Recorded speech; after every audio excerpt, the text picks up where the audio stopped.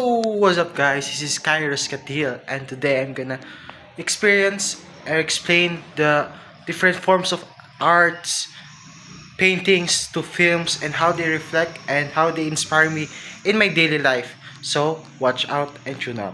Bye! Oh, hi again! So first for all is one of the most memorable experience that I had was creating our group mural in Mindanao during our 71st Foundation Day. So our theme focused on peace and mental health, which are both very relevant for today. While painting, I realized that art can express emotions that are sometimes hard to put into words. Working with my group also taught me teamwork, patience, and each brush strokes symbolize unity, healing, and hope, and it made me proud to contribute into something very meaningful. So, I'm gonna watch you out for the second story of my art up journey. So, bye. Soap come into my eyes. So, for the second is my Cinematude Film Festival. So, attending the Cinematude Film Festival. Wait, I'm gonna adjust my camera so I can, film my.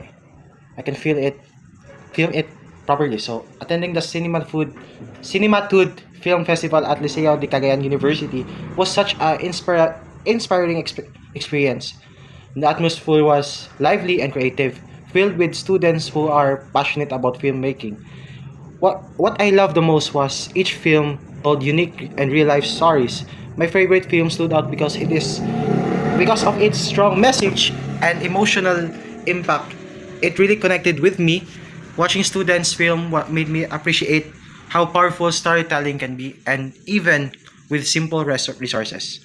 So, another part is our photography activity. I learned that taking pictures is not just about capturing image, but about capturing moments and emotions.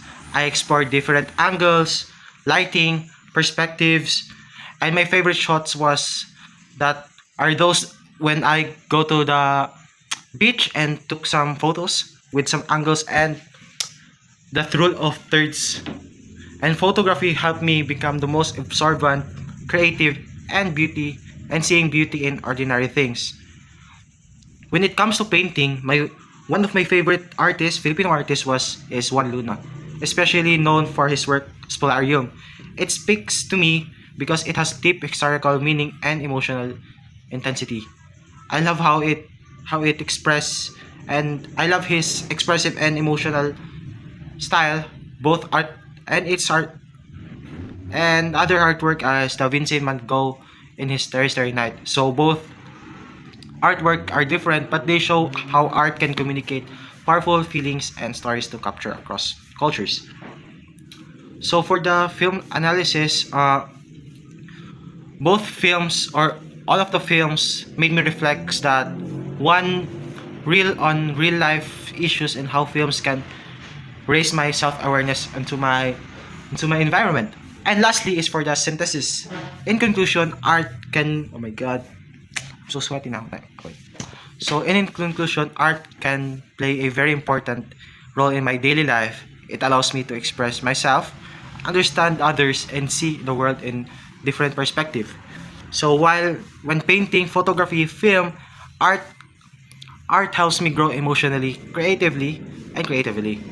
It reminds me one simple thing can have a very deep meaning. So art is not just a piece of painting or film that has no meaning or one meaning, but when you look in a different perspective, you can reflect other meanings within it. So it cannot di siya pwedeng maging tugma sa meaning sa ubang tao pero nasa meaning si Mua.